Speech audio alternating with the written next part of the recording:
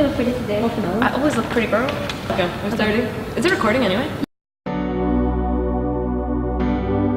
What is something you're good at? Wow. It's actually really hard.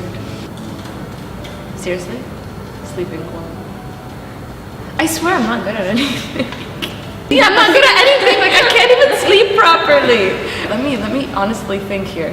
This is like a therapy session. What am I good at? Tell me, Dr. Phil. I work well under pressure. I only study under pressure, and I only work on assignments under pressure. Is there any material thing that could replace unhappiness? We're gonna be deep now, right? Prepare for the realness. No material can replace unhappiness because it's that lame thing that goes happiness starts within. So if you're not happy with yourself, ain't nobody gonna make you happy. Are you happy with yourself? Damn. Yeah, I guess. No, actually, I'm pretty satisfied with myself. Because here's the thing. I feel like I've grown a lot. Because in school you deal with certain types of people, you know? You deal with like one group of people because schools are basically sort of like those sort of cultural things. You deal with one mindset. But then when you come here, you deal with a lot of different people. And every single person, they're all good people, I would say. But some people just don't mix with your sort of group, you get me? So then you get some sort of conflicts and I don't know what, and then it just makes you learn how to withdraw and know when to pull yourself back and when to step in. You meet all kinds of people and not necessarily all of them are your cup of tea. Identify more with your Palestinian side or your American side? No, definitely Palestinian. What American side would I have? I was raised there, but it's more like they have a better educational system for the kids. They teach them the right morals, not like schools here. You see the schools here. The schools here are like, they'd be like, oh, you know, it's like the little kids fight after school. It's fine. They're boys. They have to get their hands dirty and everything. We weren't raised like that. You know, we were raised keep your hands to yourself, treat people the way you want to be treated, all of those like basic principles. So that is basically what I consider something I picked up from there, but no, I identify as Palestinian. Here's the thing, I don't really identify as being a certain thing. I don't identify as being Palestinian, so I have to act a certain way or look a certain way because I'm Palestinian. I don't identify like, okay, I have an American passport, I have to look American, I have to be American, all that stuff. There's nothing called, do you feel like you're more this than that? Because in the end, that leads us to the whole racism thing, you know? Because then if you go like, oh, well, you're being too Palestinian, it's just like, oh, well, you're being too, let's say, for example, Paki or something like that. You get me? It just brings up that whole like cultural argument and debate thing where you go like, oh, well, you're too this and you're too that, which is how I think the older generation was raised. They were raised, for example, we're Palestinian, we do 1, 2, 3, we don't mix with these type of people. And that's the way they were raised. So they're trying to pass that on to us, but we have to change them. The people who aren't open to these sort of things, they follow the culture thinking that's who they are, but it's not, in a sense. Because the only way that you really find yourself is when you're by yourself and you can make choices yourself, which is something like this is the cultural area.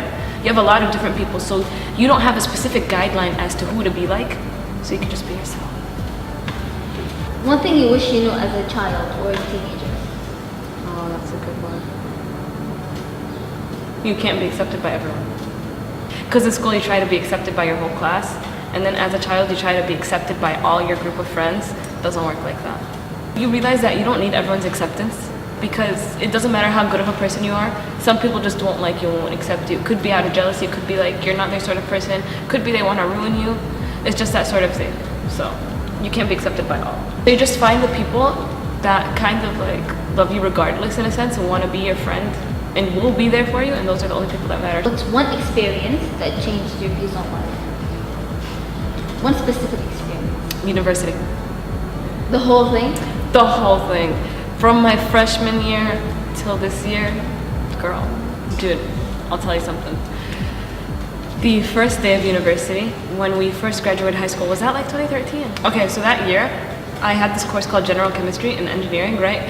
So it was my very first class and it was at like 8 a.m. I'm like, all right, I'm gonna go in, it's gonna be like a fresh start. I'm gonna go and I'm gonna say good morning and I'm gonna wave and I'm gonna do this and I'm gonna do that. So I open the door and I see people sitting, I'm like, good morning. Literally everyone's just like, and I'm like, all right, we back in the Middle East vibe again. No, but then I met some like really chill friends from orientation day. Orientation really helps. I recommend orientation. Like during university, I've had things happen since freshman year.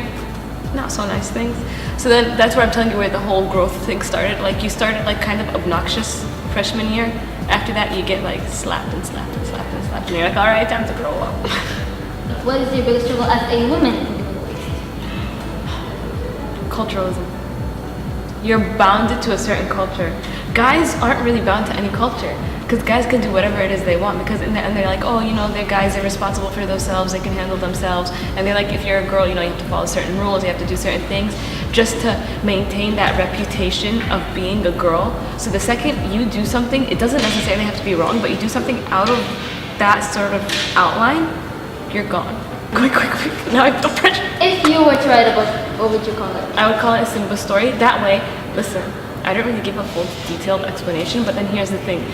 It's basically gonna be a story about what I've gone through, and I'm pretty sure everyone relates to everyone in a certain way. There's always this one situation where everyone has in common, so then when they go through that book, they'll be like, oh really, like I'm not alone, I'm not the only one who faced this, and then I would have the like treatment for it. What is your name? Should I say it? Ruba. Did you see that? R-U-B-A-H. U, because it's not an O, because it's Ruba, not Roba, and H. No. Hey. Say it again. It's Ruba, okay? U because it's Ruba, not Roba, and then an H for the player. Listen, you put my name right at the bottom and I just go like, pizzazz.